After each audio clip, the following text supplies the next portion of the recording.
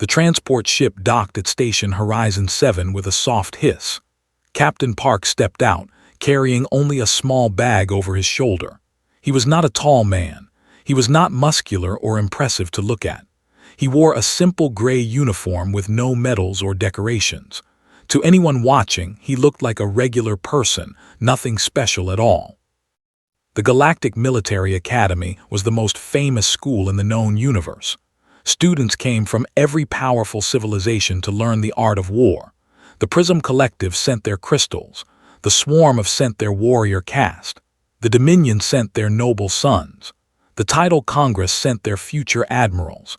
These species had conquered star systems. They had fought wars for thousands of years before humans even discovered fire. And now, a human was going to teach them. Walk through the long corridor toward the main hall. Alien students stopped and stared at him. Some whispered to each other. A group of warriors, tall reptilian creatures with thick scales and sharp teeth, laughed openly as he passed. "That is the human," one of them said. "He looks like food." Did not react, he kept walking. The main hall was enormous. Hundreds of students sat in curved rows that rose up like a mountain. At the bottom was a circular stage where instructors would teach. Walk down the steps toward the stage. With each step, the whispers grew louder. He reached the stage and turned to face the students. For a long moment, he said nothing. He just looked at them, his dark eyes moving slowly from one face to another. A crystalline being named stood up. His body was made of living glass that caught the light and scattered it into rainbows. The Prism Collective was known for their intelligence and their perfect logic. They had never lost a war in recorded history. "Excuse me," said. His voice was like wind chimes. "There must be a mistake. Humans have only been in space for 300 years. My species has been fighting wars for 12,000 years. What can you possibly teach us?" The other students murmured in agreement. Even the instructors watching from the upper level seemed uncomfortable. Looked at for a moment, then he smiled just a little. "You are right," he said. "Humans are young, we are small, we are weak compared to most of you. A warrior could break my bones with one hand. A soldier could cut me apart in seconds. Your ships are faster, your weapons are stronger, your armor is better." He paused. "And yet here I am, teaching you." The hall went quiet. "I am not here to tell you that humans are the best warriors in the galaxy," continued. "We are not. I am here to show you how we survive, how we win against enemies bigger, stronger, and older than us, because that is what humans do. We survive." And student from the swarm clicked her mandibles. She had 4 arms, compound eyes, and a hard shell that could stop a blade. Her people fought in massive numbers, overwhelming enemies with endless waves of soldiers. "How?" she asked. "How do the weak defeat the strong?" Reached into his bag and pulled out a small device. He pressed a button, and a hologram appeared above the stage. It showed a map of a battlefield. "Tomorrow, we will run a combat simulation," he said. 100 human soldiers against 500 Prism Collective warriors in the crystalline phalanx formation. The students burst into laughter. The crystalline phalanx was legendary. It was a perfect defensive formation that had never been broken. The Prism warriors would lock together like a wall of living diamond, reflecting energy weapons and stopping physical attacks. No army in history had defeated it. Slight flickered with amusement. "You want to fight the phalanx with 100 humans. That is not a battle, that is a massacre." "Perhaps," said calmly. A young noble with golden scales leaned forward. He was the son of a famous general. His people believed in strength above all else. They fought face to face, claw to claw, and they respected only those who could match their power. "What is your strategy?" demanded. "What formation will you use? What weapons?" Turned off the hologram and put the device back in his bag. "You will see tomorrow," he said. "That is not an answer," growled. "No," agreed, "it is not." He started walking toward the exit. The students watched in confusion. This was not how instructors acted. They did not keep secrets. They did not play games. An aquatic being from the tidal Congress raised one of her tentacles. Her skin was blue and smooth, and she breathed through gills on her neck. Her people were diplomats and strategists, known for their careful thinking. "Captain Park," she called out, "are you not worried? The odds are against you, 5-1. The phalanx has never fallen." Stopped at the door, he looked back at her. "I know," he said. "That is exactly why the simulation will be useful." "Useful how?" "Because you all believe you know how the battle will end." His eyes moved across the room. "You think the humans will charge. We will break against your wall. We will die and you will win." "Yes." The students nodded. That was obviously what would happen. Smiled again. It was a small smile, but something about it made feel cold. "Good," he said. "Overconfidence is the first gift you will give us." He walked out of the hall, leaving hundreds of confused aliens behind. That night, met with his fellow students in the recreation area. They talked about the human instructor and his strange words. "He is playing mind games," said. "Humans are weak, they have nothing else." "Perhaps," said slowly. "But did you see his eyes? He was not afraid, not even a little." "Because he is stupid," clicked. "He does not understand what he faces." But was not so sure. She had studied humans briefly during her diplomatic training. They were strange creatures. They fought each other constantly. They had destroyed their own planet with pollution and war, and yet somehow they kept growing stronger. She wondered what tomorrow would bring. The simulation chamber was the size of a small city. Holographic technology could create any battlefield, any weather, any condition. Today, it showed a rocky desert with red sand and tall stone pillars. 2 suns burned in the artificial sky. Lieutenant stood at the control panel. She was a young woman with short black hair and sharp eyes. She had run over 2,000 combat simulations in her career, and she had never lost one. Not once. The alien students sat in the observation room above the chamber. They could see everything through the transparent floor, and had front row seats. They were eager to watch the humans fail. "The rules are simple," Captain Park explained through the speakers. "The Prism Collective must hold their position for 72 hours. The humans must break through and capture the flag behind their lines. If the humans cannot break through in 72 hours, they lose." "This will take less than 1 hour," said confidently. The simulation began. 500 prism warriors appeared in the center of the desert. They immediately formed the crystalline phalanx. Their glass-like bodies locked together, creating a wall of living crystal. Light bent around them. Energy weapons would be reflected. Physical weapons would shatter. It was beautiful and terrifying. 100 human soldiers appeared on the other side of the desert. They wore simple brown uniforms and carried basic rifles. No heavy weapons, no vehicles, no armor. The aliens leaned forward, waiting for the charge. But the humans did not charge. Instead, they scattered. Small groups of 5 or 6 soldiers ran in different directions. They hid behind rocks.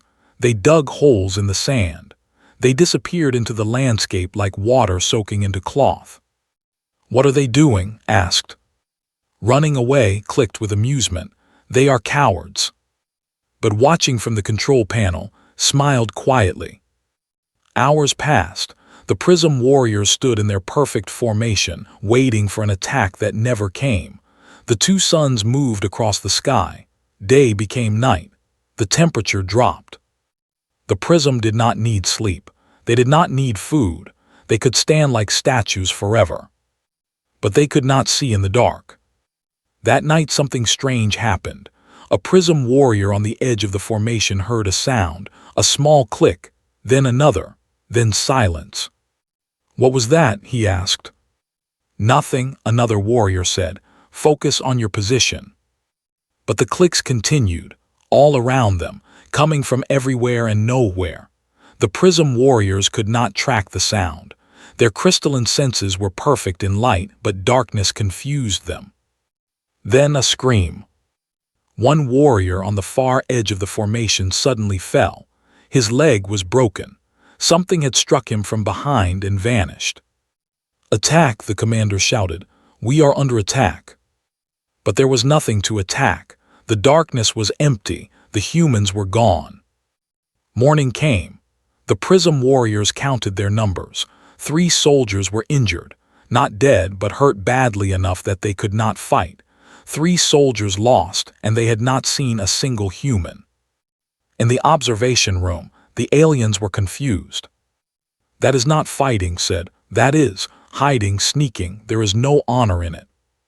"They are like insects," growled, "biting and running." But said nothing. She was watching the simulation carefully. The second day was worse. The humans did not attack the formation directly. Instead, they attacked everything else. They found the supply line that brought water to the prism position. They destroyed it. They found the communication tower that connected the prism to their command. They cut the wires. By afternoon, the prism warriors had no watcher and no way to call for help. "This is against the rules," protested. "No," said calmly. "There are no rules except winning." That night the humans attacked again.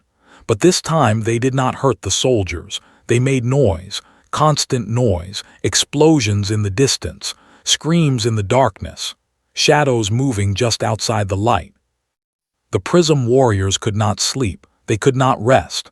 They stood in formation waiting for an attack, but the attack never came fully. Just noise, just fear, just waiting. By the third morning, the formation was shaking. "They are not fighting," said quietly. "They are breaking them without fighting." "Psychological warfare," said. He had been standing silently in the observation room, watching his soldiers work. "We do not need to destroy the wall. We need the wall to destroy itself." On the third day, everything fell apart. A young prism warrior in the center of the formation suddenly screamed. He ran. He broke the formation and ran into the desert, crying that he could not take it anymore. He could not take the waiting, the sounds, the shadows. The moment he left, the formation weakened. The humans attacked. They came from everywhere at once, small groups hitting different points, not trying to break through the center but pulling the edges apart. Every time the prism tried to reform, the humans vanished again. Every time they relaxed, the humans struck. Within 2 hours, the crystalline phalanx was scattered across the desert in broken pieces. Soldiers ran in different directions. Commanders shouted orders that no one followed. A single human soldier walked through the chaos and captured the flag. Simulation ended, human victory. The observation room was completely silent. Light had gone dim. He stared at the battlefield below, unable to speak. The formation that had stood for thousands of years had fallen, not to superior weapons, not to greater numbers, but to noise, darkness, and fear. "How?" finally asked. His voice was barely a whisper. "How did they do this?" Walked to the front of the observation room. "We call it guerrilla warfare," he said. "We do not fight the enemy where they are strong. We fight where they are weak. We do not try to win in one big battle. We win in 1,000 small cuts. We take away sleep. We take away water. We take away hope. And then when the enemy is tired and scared and confused, we finish them." His compound eyes blinked rapidly. "But the swarm fights with numbers. We overwhelm, we crush. This is like a disease, slow and invisible." "Yes," said, "exactly like a disease." Finally spoke. Her voice was soft and troubled. "You do not fight for glory," she said. "You do not care about honor or tradition or fair combat." Looked at her. "No," he said simply. "We fight to survive, and survival does not care about glory." He turned and walked out of the room. The alien student stayed behind, staring at the empty battlefield. Everything they knew about war had just changed. They had come to this academy thinking they were the masters. Now they were not so sure. Looked at her fellow students. "I think," she said slowly, "we have made a terrible mistake about humans." No one disagreed. 1 week after the simulation, a new teacher arrived at the academy. His name was Sergeant Lee. He was older than Captain Park, maybe 45 years old. His face was covered with scars. One long mark ran from his forehead to his chin, crossing his left eye. That eye was now artificial, glowing with a faint blue light. He walked into the lecture hall without speaking. The alien students who had been talking loudly fell silent. There was something about this man, something heavy, something dark. He moved like a predator, slow and careful, always watching. Stood at the front of the room and looked at the students. His good eye studied each of them. When his gaze passed over, the young noble felt his scales tighten with an emotion he did not recognize. Fear. He was afraid of this human. "My name is Lee," the man said. His voice was rough, like stones grinding together. 30 years ago, I fought in humanity's first contact war, the Battle of Station. The room went completely still. Every species in the galaxy knew about Station. It was humanity's first meeting with alien life.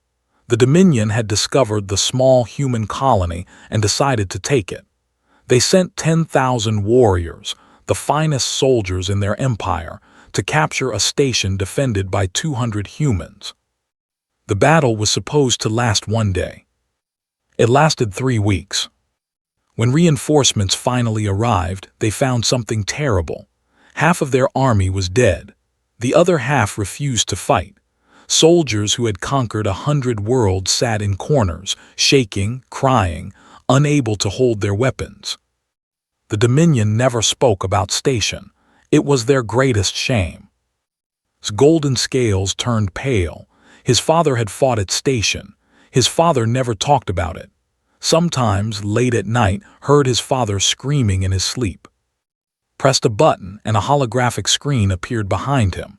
It showed old video footage, gray and fuzzy with age. "This is classified material," said. "The government does not want anyone to see it. But your academy leaders agreed that you need to understand what happened. You need to understand what humans can do." He pressed play. The video showed the inside of Station. Dark corridors, flickering lights. A group of warriors moved through the hallway, their weapons ready. They were huge, powerful, covered in thick scales that could stop bullets. Then the lights went out. Complete darkness. The soldiers turned on their night vision, but something was wrong. The air was filled with smoke. They could only see a few feet in front of them. A sound echoed through the corridor. A human voice singing softly. The song was in a human language that the translator could not process. It was slow and sad, like a funeral song. "What is that?" a soldier whispered. "Stay calm," the commander ordered. "It is just noise. They are trying to scare us." But the singing continued, getting closer, then farther away, then coming from behind them, then from above. A soldier screamed. The video turned to static for a moment. When it came back, one warrior was on the ground. He was alive, but his weapon was gone. His armor was cut open. Words were carved into his chest plate in the language. "We see you." "Move," the commander shouted. "Everyone move." The squad ran. They ran through the dark corridors, through the smoke, through the singing. They did not know where they were going. They just ran. One by one, soldiers disappeared. Not killed, just gone, pulled into the darkness without a sound. When the commander finally reached the exit, he was alone. His entire squad of 20 warriors had vanished in less than 10 minutes. The video ended. The lecture hall was silent. Several students looked sick. His antennae were flat against her head.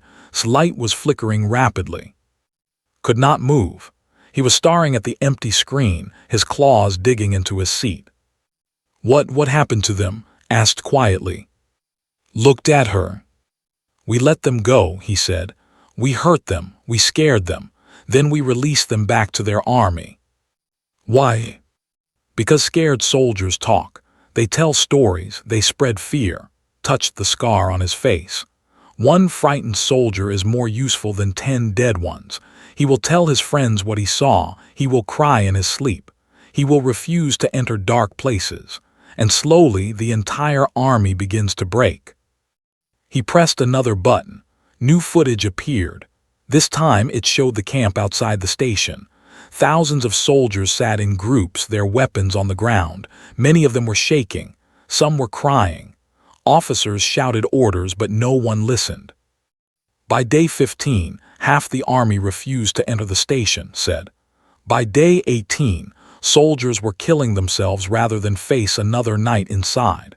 By day 21, the commander surrendered. He turned off the screen. 10,000 soldiers defeated by 200 humans, not because we were stronger, not because we had better weapons, but because we understood something important.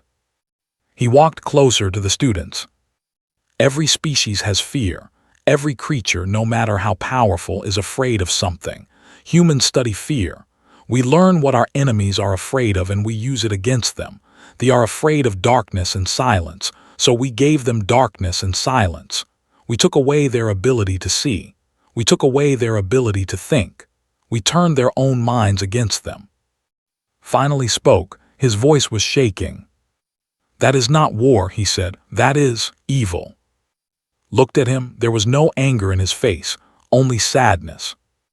Your people came to our home, he said softly. You came to kill our families, our children, you gave us no choice. He paused. We did not start that war, but we ended it, and we made sure no one would ever attack us like that again. He walked toward the door. Tomorrow, Captain Park will teach you about psychological operations. You will learn how to identify weakness, how to create fear, how to break an enemy without firing a shot.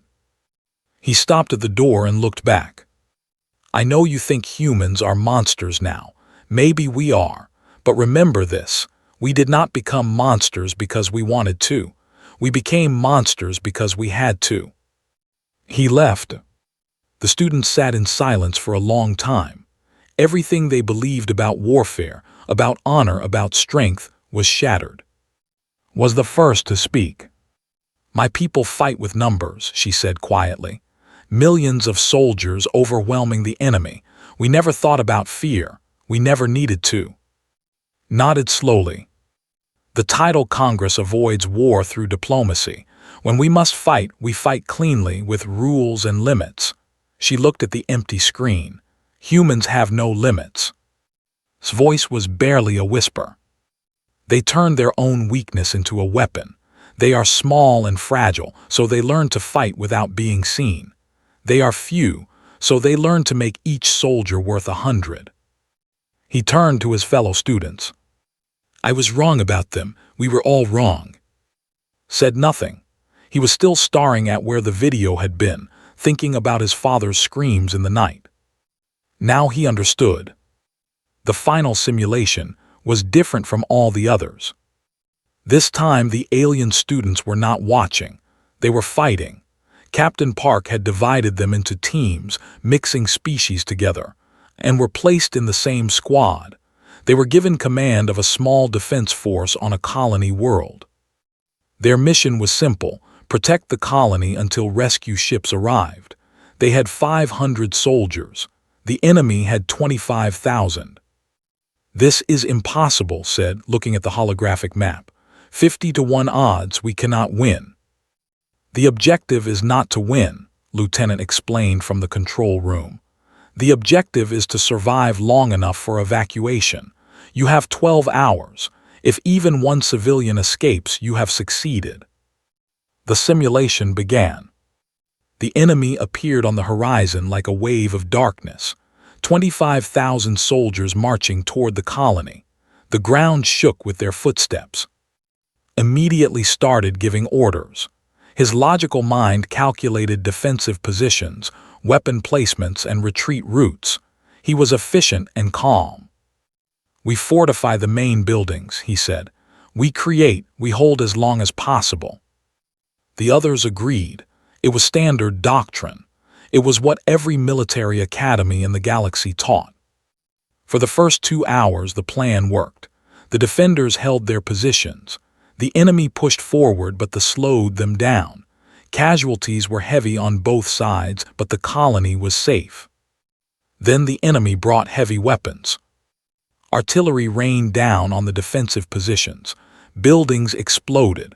Soldiers died by the dozens. The careful formations that had created were torn apart. "We are losing too fast," said. Her tentacles were wrapped tightly around her weapon. "At this rate, we will not last 6 more hours." Clicked her mandibles nervously. "We need more soldiers. We need reinforcements." "There are no reinforcements," growled. "We are alone." In the control room, Captain Park watched silently. He had seen this situation many times. He knew what would happen next. "What would you do?" asked him quietly. Park did not answer immediately. He watched the holographic battlefield, watching his students struggle and fail. "They are fighting the wrong battle," he finally said. "They are trying to hold everything. You cannot hold everything against a force like that. You must choose what to save and what to sacrifice." In the simulation, things got worse. The enemy broke through the eastern wall. Soldiers poured into the colony streets. Civilians screamed and ran toward the evacuation ships, but the ships were not ready. They needed 3 more hours. "We have to retreat," said. "Fall back to the ships and protect the evacuation." "If we retreat now, the enemy will follow," said. "They will reach the ships before they can launch. Everyone will die." "Then what do we do?" "Silence." Spoke slowly. "Someone has to stay behind." The others looked at him. "If a small group holds the eastern breach, they can slow the enemy down, buy time for the evacuation." His scales had turned a dark gold, the color of determination. "But whoever stays will not survive." "That is insane," said. "You want soldiers to die for nothing." "Not for nothing," said. "For time, 3 hours. 3 hours is all we need." Light flickered. In Prism culture, sacrifice is only acceptable if there is a chance of survival. Certain death is. We do not have a word for it. It does not exist in our thinking. "The swarm does not sacrifice individuals," added. "We are one mind, one body. Losing soldiers is like losing fingers. We do not cut off fingers deliberately." Was quiet for a moment, then she spoke. "The tidal Congress would surrender. We would negotiate, accept defeat to save lives." She looked at the map. "But there is no one to surrender to here. The enemy is not taking prisoners." They all turned to look at the human advisors in the room. Parkin stood nearby, watching but not speaking. "What would humans do?" asked. Park walked forward slowly. "In human history, we have faced this situation many times," he said. "At a place called Thermopylae, 300 soldiers held back an army of millions. They all died, but they gave their people time to prepare, to fight back, to survive." He pointed to the map. At the Alamo, 200 defenders faced thousands. They knew they would die. They chose to fight anyway.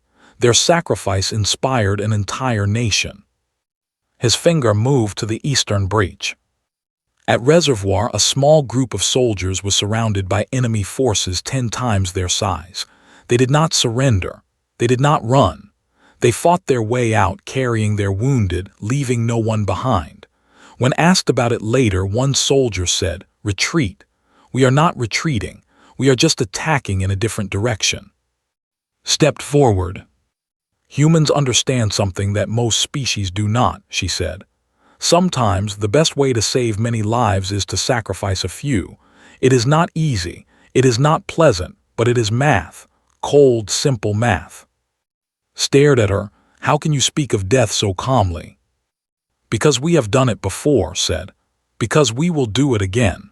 Because every human soldier knows that one day they might be the one who stays behind, and they accept it. They accept it because they know their death will mean something." The simulation was still running. The enemy was getting closer to the evacuation ships.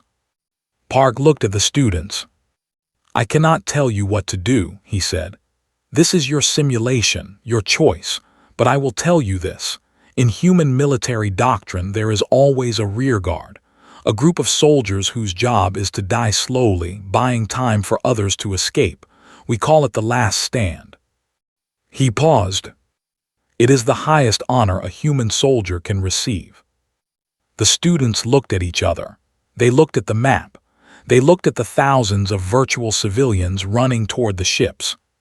Stood up. "I will lead the rearguard," he said. Everyone stared at him. We believe in strength and courage. For too long I thought courage meant charging into battle, seeking glory." He touched his chest where his heart's beat. "Now I understand. True courage is knowing you will die and choosing to fight anyway, not for glory, for others." Rose, the title Congress values peace, but peace means nothing if everyone is dead. I will join you. Santini twitched. "The swarm fights as one. I cannot abandon she clicked her mandibles. "I will stay."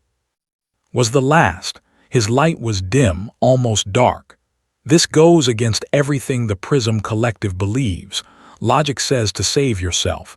Probability says this is pointless. He stood up.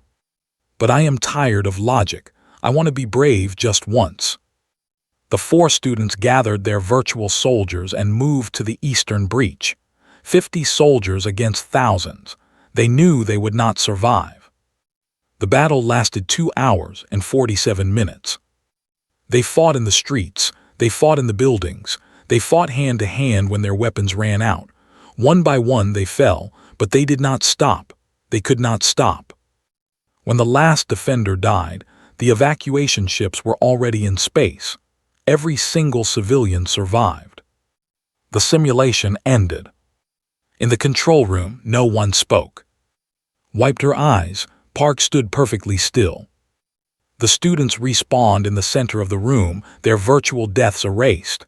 But something had changed in them, something permanent.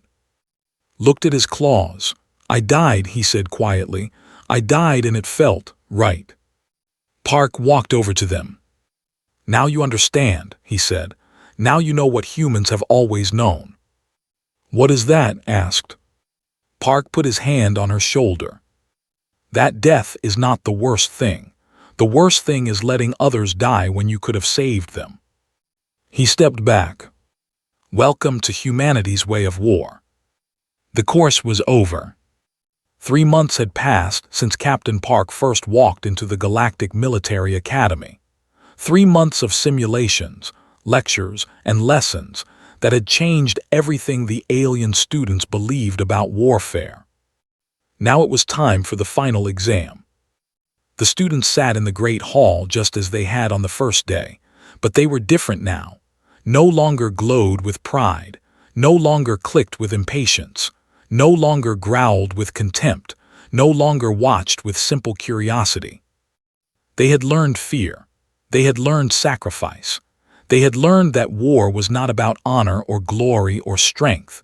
War was about survival, and humans were the greatest survivors in the galaxy.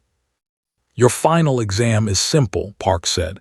He stood at the center of the stage, his hands behind his back. "Design a battle plan. Use what you have learned. Show me that you understand." The students worked for 6 hours. They drew maps. They calculated numbers. They argued and discussed and planned. When time was up, Park asked each team to present their strategy. The first group showed a traditional plan: strong formations, direct attacks, overwhelming force. Park listened politely and said nothing. The second group tried guerrilla tactics: hit and run, supply line attacks, psychological pressure. Park nodded slowly. Then it was the group's turn. Stood at the front, his crystal body catching the light. But he did not shine with arrogance anymore. He shone with something deeper: understanding. "We created a hybrid strategy," he said. "We call it the broken mirror." He activated the holographic display. A complex battlefield appeared. First, we identify the enemy's psychological weaknesses. Every species fears something. We study them. We learn what they fear. He pointed to the map. Then we create conditions that maximize that fear. Darkness for the isolation for the swarm, silence for the prism. Step forward. Second, we do not fight where the enemy is strong. We find the weak points, the supply lines, the communications, the leadership. We cut them one by one like removing legs from a table. Continued. Third, we accept sacrifice. We identify positions that must be held at any cost. We assign rearguards. We make sure every soldier understands that their death will have meaning. Finally spoke. And fourth, we never stop adapting. Human warfare is not about following plans. It is about changing plans. The enemy expects us to fight one way. We fight another way. They adapt. We adapt faster, always faster. She looked at Park. We do not win by being stronger. We win by being unpredictable. Park was silent for a long moment. Then slowly he smiled. Excellent, he said. You have learned. After the exam, the students gathered in the recreation area one last time. Tomorrow, they would return to their home worlds. They would take what they had learned back to their governments, their militaries, their people. Everything would change. I do not want to go back, admitted. He sat in the corner, his golden scales dull with thought. When I return to the Dominion, I will have to tell them what I learned. I will have to explain why our warriors failed at station. They will not want to hear it. My people are the same, said. The Prism Collective believes they are perfect, logical, unbeatable. When I tell them about guerrilla warfare and psychological attacks, they will think I have gone mad. Made a sound like a sigh. The swarm has never considered individual sacrifice. We are millions, billions. One soldier means nothing. But now, she looked at her 4 hands. Now I understand that one soldier can change everything. Was quiet for a moment. Then she pulled out a small device and placed it on the table. I have been writing a report, she said, for the Tidal Congress. It is my analysis of human military capability. What does it say? Asked. Pressed a button, and text appeared in the air. It says, do not engage humanity directly, ever. The other students stared at her. You are telling your government to never fight humans? Asked. Yes, blue skin rippled with emotion. Because we cannot win, not with our current understanding of war. Humans have spent their entire history fighting each other. They have made war into an art form. They have weapons we never imagined, not guns or ships or bombs. Weapons made of fear, weapons made of sacrifice, weapons made of will. She turned off the device. If we fight them, we will lose, not quickly, not obviously, but we will lose. They will find our weaknesses. They will exploit them. They will break us from the inside out. The only way to survive against humanity is to never become their enemy. The room was silent. Far away in a different part of the galaxy, an alien admiral sat in his office. He was old and powerful, the commander of one of the largest fleets in known space. His species had conquered 1,000 worlds. They feared nothing. His aide entered the room with a data pad. Admiral, the reports from the Academy have arrived. The students have completed the Human Tactics course. The Admiral took the pad and began reading. His face changed as he scrolled through the files, first confusion, then concern, then something else. Fear. What is this? He whispered. The aide shifted nervously. It is the collected analysis from all 4 species, Admiral. They each came to the same conclusion. The Admiral read aloud. Humans do not fight for victory. They fight for survival. They will sacrifice everything. They will use any weapon. They will break any rule. They do not stop. They cannot be intimidated. They cannot be threatened. They will adapt to any situation, overcome any obstacle, and destroy any enemy that threatens their existence. He looked up. This cannot be true. They are young species, small, weak. That is what they want us to believe, Admiral. the aide swallowed. "The reports suggest that humans have been watching us, studying us, learning our weaknesses, just as they learned the weaknesses of every enemy they have ever faced." The admiral stood and walked to the window. Outside, 100 warships floated in formation, the pride of his fleet, the terror of his enemies. "What do you recommend?" he asked quietly. "The same thing all 4 species recommended, Admiral. The same thing every analyst who reviewed the reports recommended." "Which is?" "Do not fight them, do not threaten them, do not give them any reason to consider us enemies." The aide paused. "Because if we do, we will learn what 10,000 warriors learned at station." The admiral closed his eyes. "And what is that?" "That humans are not prey, Admiral. They are not even predators." The aide's voice dropped to a whisper. "They are something else entirely, something the galaxy has never seen before." The admiral opened the file one last time. On the last page, stamped in red letters, was a single classification. Humanity threat level, unknown. He closed the file and stared out at his fleet. "Unknown," he murmured. "That is the most frightening word in any language." Back at the academy, Captain Park and Lieutenant prepared to leave. Their transport ship was waiting. They had already received 3 invitations from other academies. Other species wanted to learn what the first students had learned. Humanity's reputation was spreading. As they walked toward the ship, Sergeant Lee joined them. His face was calm, his artificial eye glowing softly in the station's light. "Do you think we did the right thing?" asked, "teaching them everything?" Park looked back at the academy, at the alien students watching from the windows. "They would have learned eventually," he said. "Better they learn from us than from experience. And if they use it against us someday." Park smiled, the same small, knowing smile he had worn on his first day. "Then they will discover something else about humans." "What is that?" "That everything we taught them is only the beginning." He turned and walked toward the ship. "We have been at war with ourselves for 10,000 years. We have made more mistakes, lost more battles, and learned more lessons than any species in the galaxy." He stopped at the door and looked back one more time. "They know our tricks now, but tricks can be changed. Strategies can be adapted.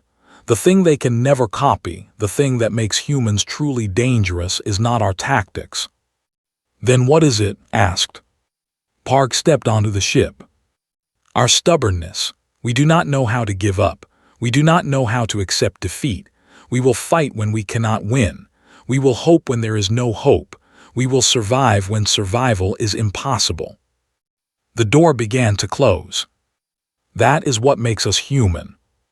The ship launched into the stars, carrying its small crew toward the next academy, the next lesson, the next chapter in humanity's strange and terrifying story. Behind them, the galaxy watched and wondered. And for the first time in 10,000 years, the galaxy was afraid.